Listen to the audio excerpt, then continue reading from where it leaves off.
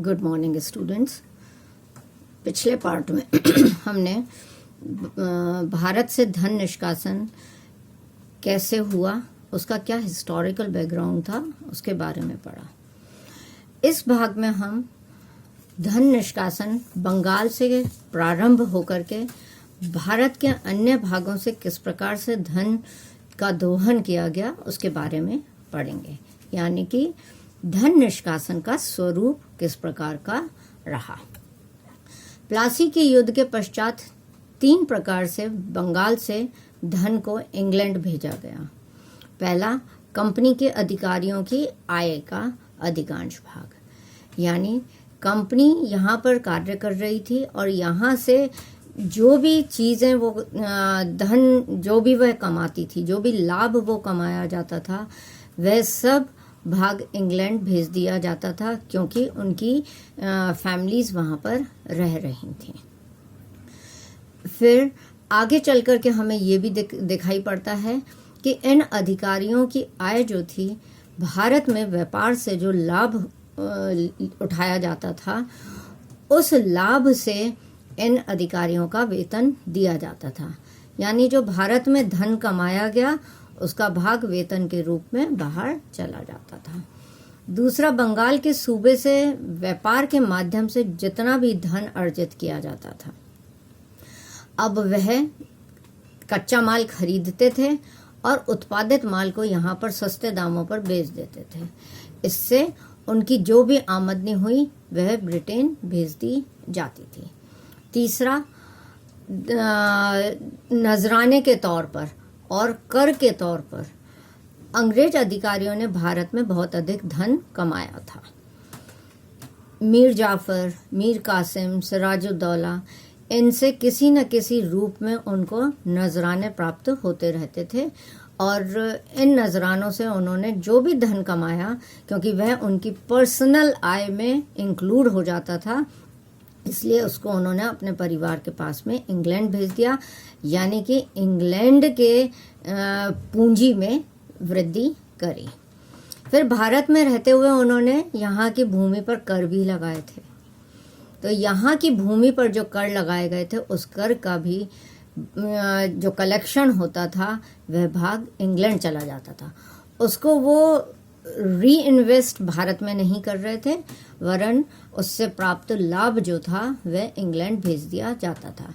इस प्रकार से इन 3 माध्यमों से 1757 से लेके 1965 तक धन का निष्कासन किया गया।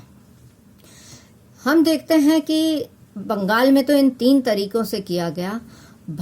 पूरे भारत पर 1765 के पश्चात जब अंग्रेजों का अपना अधिकार धीरे धीरे होना प्रारंभ हो गया था, तो जिन क्षेत्रों पर उन्होंने अधिकार किया, वहाँ से किस प्रकार से धन उन्होंने विदेशों अपने देश में भेजा था। तो इसमें भी जो सबसे पहला इशू उठता है वह है व्यापार से अर्जित लाभ। यानी जो व्यापार भारत में वो करते थे, उसको कंपनी ने किस प्रकार से लाभ को इंग्लैंड के पास भेज दिया। सबसे पहले तो यहाँ पे कच्चा माल वे खरीदते थे। तो कच्चा माल खरीदने के लिए उन्होंने जो अपनी राजस्व में, ये भारतीय राजस्व में जो भी आय होती थी, जो बचत होती थी उनकी, उस बचत का प्रयोग किया और उससे उन्होंने कच्चा माल खरीदा। तो उनका पर्सनल पैसा या उनके देश का पैसा इसमें नहीं लगा, वरन यहीं से कमाए हुए धन को उन्होंने प्रयोग में लिया। फिर व्यापार से अर्जित लाभ जो था वह इंग्लैंड में जो कंपनी के भागीदार थे, ये शेयर होल्डिंग कंपनी थी, ईस्ट इंडिया कंपनी, जो कंपनी के अन्य भागीदार थे, उन लोगों को भेज दिया जाता था। 1874 तक 6.3 लाख पाउंड धन जो है जो यहाँ से कमाया गया, उसको कंपनी के भागीदारों को भेज दिया गया था। फिर अधिक से अधिक कच्चा माल जो था वह भी भारत के बाहर भेज दिया जाता था, इंग्लैंड भेज दिया जाता था, और इंग्लैंड से जो बना हुआ माल होता था वह यहाँ पर भेजा जाता था। तो 18 ये इस प्रकार से निर्यात और फिर आयात निर्यात का जो डेटा हमारे को मिलता है वह ये कि 1860-61 के मध्य में भारत में कुल निर्यात का मूल्य 32.92 करोड़ रुपया था, जो 1906 मतलब आप 40-45 वर्ष के अंतराल में पाएंगे कि जो 32.97 करोड़ रुपया था वह 1906 तक बढ़ करके 177 करोड़ रुपया हो गया। आयात में भी वृद्धि हुई थी। 1861 और 92 में 22.32 करोड़ रुपया था, जो मैंने आपको अभी पहले लेक्चर में ही बताया था, और 1906 में यह बढ़ करके 127 करोड़ का हो गया था। दादा भाई नौरोजी ने इस आंकड़ों के आधार पर यह बताया है कि भारत से 51 करोड़ पाउंड की राशि, लगभग 51 करोड़ से अधिक की है, पाउंड की राशि 1892 से 1903 के मध्य में आयात एवं निर्यात के रूप में बाहर भेजी गई। मतलब निर्यात में तो लाभ हुआ और आयात में जो हमने खरीदा। तो इस प्रकार हम 51 करोड़ पाउंड की राशि को हम इंग्लैंड के साथ में जो ट्रांजैक्शन हुआ उसमें भेजी गई। 1871 से लेके 72 तक में 21.03 करोड़ रुपया वार्षिक हो गया था आयात निर्यात का। फिर 1891 और 92 के बीच में यह रुपया ट्रांजैक्शन जो है वह 27.3 करोड़ रुपया हो गया था। 21 से बढ़कर के 27 हो गया था। यानी कि ये जो रेशियो था वह दिन पर दिन बढ़ रहा था। 1903 और 1904 के आंकड़े को देखें तो ये निर्यात और आयात का जो ट्रांजैक्शन था वह बढ़ करके उस समय 18 करोड़ के आसपास हो गया था। 37 करोड़ के आसपास हो गया था। तो इस तरह से अभी भी पिछले लेक्चर में मैंने बताया कि वो कहते हैं कि आयात कम हुआ, ब्रिटिश अधिकारी जो हैं वे कहते हैं आयात कम हुआ और निर्यात ज़्यादा हुआ है। तो इस प्रकार से आयात कम होने से यहाँ की पूंजी कम लगी है। परंतु दादा भाई नौरोजी ने इसका भी अध्ययन किया और उन्होंने बताया कि ये जो लाभ कमा रही थी ईस्ट इंडिया कंपनी, उसका खर्चा होम चार्जेस के रूप में उसको खत्म व्यय कर दिया गया। होम चार्जेस क्या थे?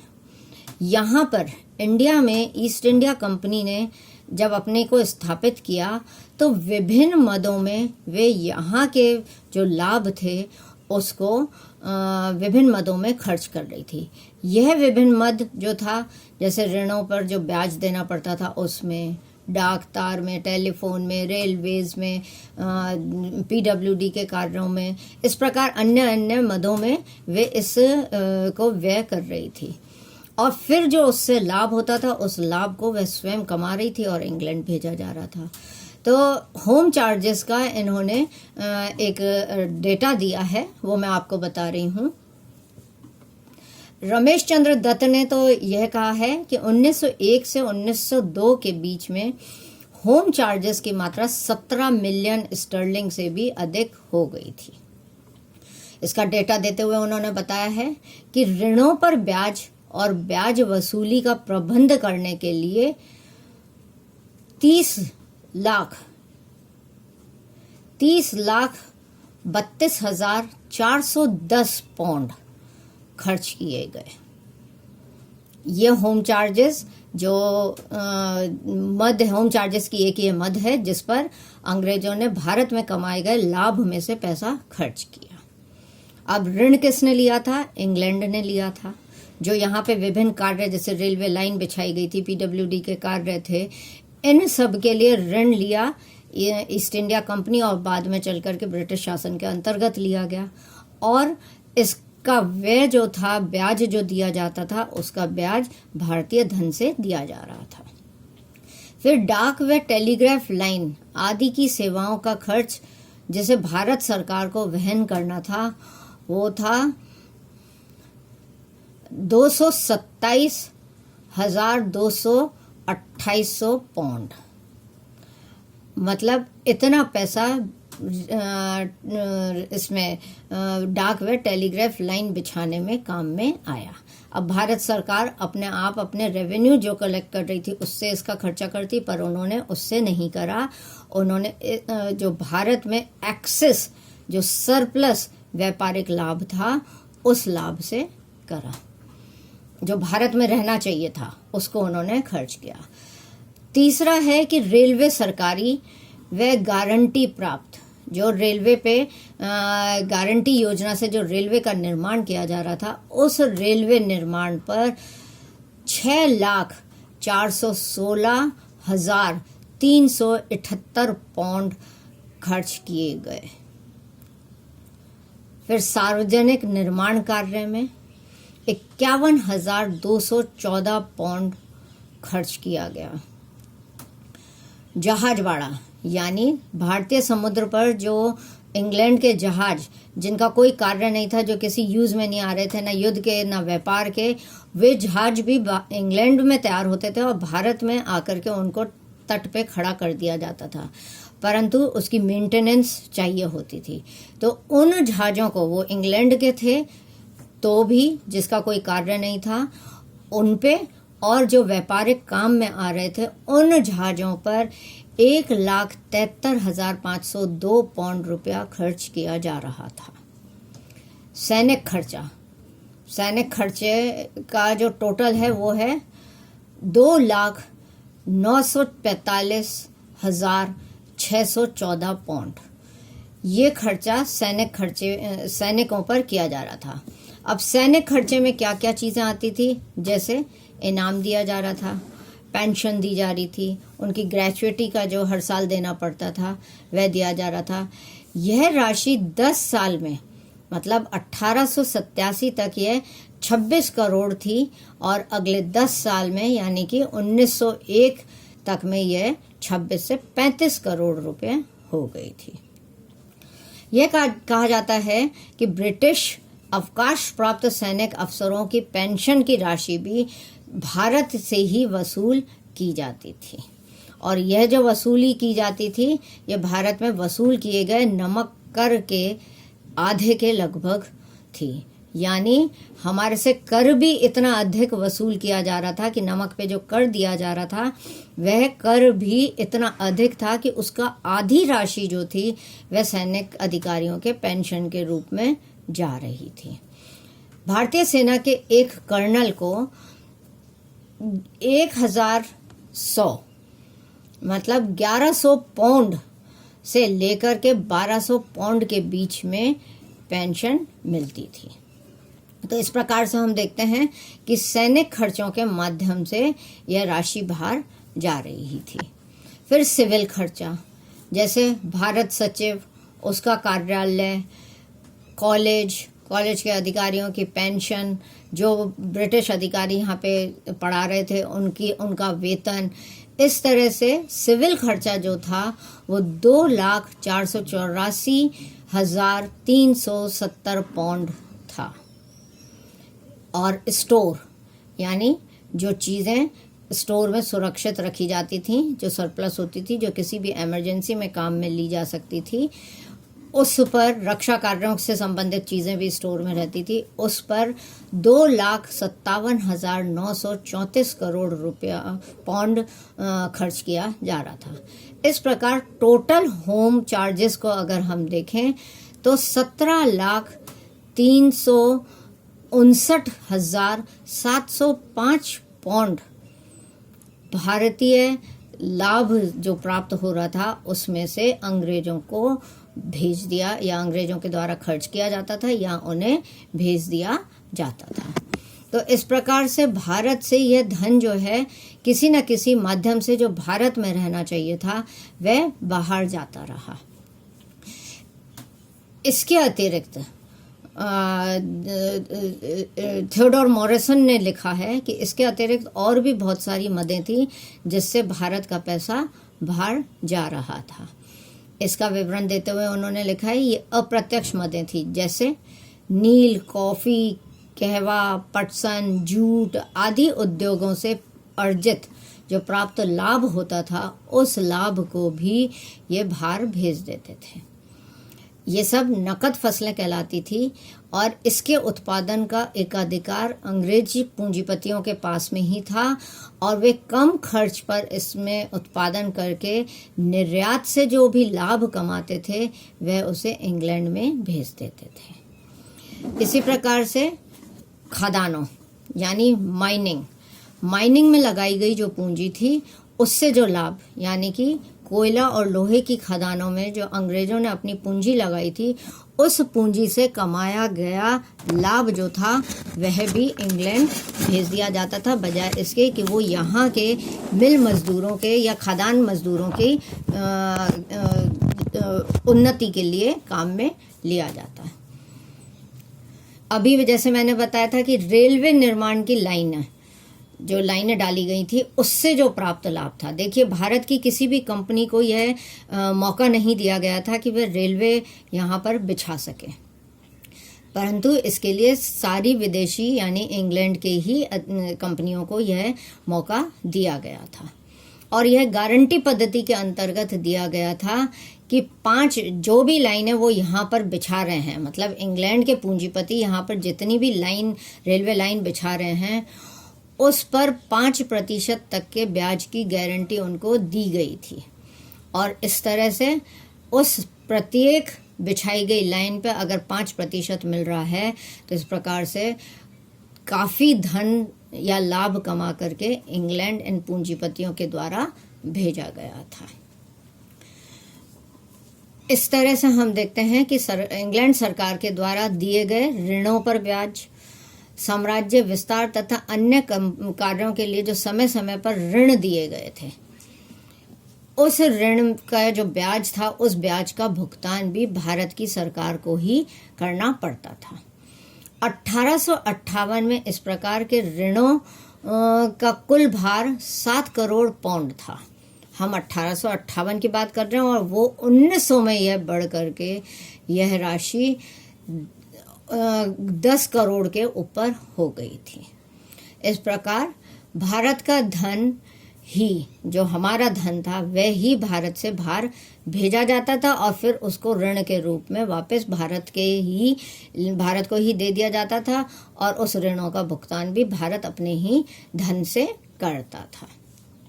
इसके अतिरिक्त हम देखेंगे कि विदेशों में यानी कि आप देखिए चीन एबिसीनिया के साथ में जो युद्ध लड़े गए थे वहाँ और जो विद्रोह किए गए, उन विद्रोह को दबाने के लिए जो भारतीय सेना यहाँ से भेजी जाती थी, ब्रिटिश भारतीय सेना जो यहाँ से भेजी जाती थी, उस सेना का खर्च भी भारतीय मद से ही दिया जाता था। यानी विदेशों में जो ब्रिटिश साम्राज्य था उसका खर्च या तो वहाँ की सरकार से या ब्रिटिश सरकार को देना था, परंतु वह खर्च इंडिया से ही वसूल किया गया। कोई भी सैनिक अभियान अगर यहाँ से किया जाता था और विदेशों में किया जाता था उसका खर्चा भी भारत ही देता था, चाहे वह ब्रिटिश साम्राज्य की सुरक्षा के लिए ही क्यों नहीं किया गया हो। इसी तरह से इंडिया हाउस भारत के साम्राज्य की देखभाल के लिए इंडिया हाउस करके इंग्लैंड में बनाया गया था, जहाँ पे जो अधिकारी नियुक्त किए गए थे उनका खर्चा, उनको मतलब जो पे दी जाती थी वह सारा खर्चा भारत से ही निकाला जाता था। तो सारा खर्चा भारत में जब लिया जाता था तो वह कहाँ से दिया जाता था? वह जमीन कर के रूप में, भू राजस्व के रूप में, उद्योगों से जो लाभ कमाया उसके रूप में यह भारत के रैयतों पे ज़्यादातर भार पड़ा था। हम देखते हैं समय समय पर एग्रीकल्चर रिफॉर्म्स में जो चेंजेस हुए उसमें कृषकों पर ही यह आया था। फिर विनिमय की दर में जो हानि हुई, जैसे सोने के दाम बढ़ने और चांदी के दाम के घटने के कारण भारत में चांदी के अवमूल्यन हो गया, तो इससे जो काइंड में जो जाता था यानी सोना चांदी जो बाहर भेजा जाता था उसमें भारत को ही नुकसान हो गया था, मतलब हानि भारत को ही उठानी पड़ी थी। तो इस प्रकार से हम देखते हैं कि जो भी मद में पैसा यहाँ से गया या धन निष्कासन का जो स्वरूप रहा, उस स्वरूप ने भारत में भारत को गरीब, उत्तरोत्तर गरीब करता गया और इंग्लैंड में पूंजी का संचय होता गया। इसीलिए दादा भाई नौरोजी ने जब अपनी ये डिटेल्स दी तो भारत में उसके खिलाफ में बहुत ऊंची आवाज़ उठाई गई, क्योंकि सभी ने इसका विरोध किया था। उन्होंने कहा था कि भारत में अगर हम और अन्य कारणों को छोड़ दें तो भारतीय धन का निर्गम जो है वह ही वास्तव में भारतीयों की गरीबी का मुख्य कारण है। अब मैं आपको नेक्स्ट पार्ट में इस धन निष्कासन का भारतीय अर्थव्यवस्था पर क्या प्रभाव पड़ा इसके बारे में बताऊंगी। Thank you.